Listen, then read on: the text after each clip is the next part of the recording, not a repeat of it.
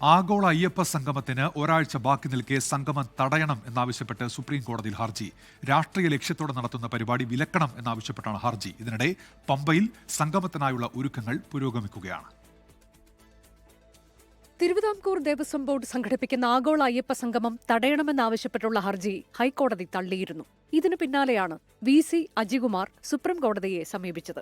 അയ്യപ്പ സംഗമ നടപടികളിൽ നിന്ന് ദേവസ്വം ബോർഡിനെയും സർക്കാരിനെയും വിലക്കണമെന്നാവശ്യപ്പെട്ട് PS മഹേന്ദ്രകുമാറും സുപ്രീം കോടതിയിൽ ഹർജി നൽകി. ബോർഡിനെ മറയാക്കി രാഷ്ട്രീയ ലക്ഷ്യത്തോടെ സർക്കാർ നടത്തുന്ന പരിപാടിയാണ് സംഗമം.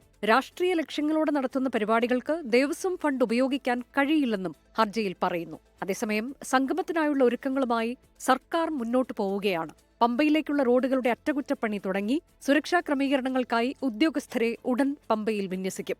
ഈ മാസം 20-ന് പമ്പാ തീരത്ത് ആഗോള അയ്യപ്പ സംഗമം മുഖ്യമന്ത്രി ഉദ്ഘാടനം ചെയ്യും. അതേസമയം അയ്യപ്പ സംഗമത്തിനെതിരെ വിമർശനവുമായി BJPയും രംഗത്തുണ്ട്.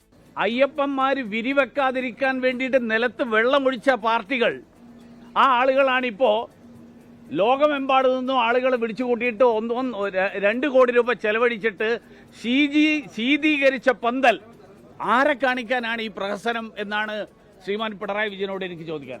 24 തിരുവനന്തപുരം. ലോകത്തെവിടെയായാലും ഏത് സമയത്തും 24 വാർത്തകളും ഓഗ്മെന്റഡ് റിയാലിറ്റി പാക്കേജുകളും എക്സ്പ്ലെയിനറുകളും വിശദമായി കാണാൻ ഞങ്ങളുടെ YouTube ചാനൽ നിങ്ങൾക്ക് സബ്സ്ക്രൈബ് ചെയ്യാം.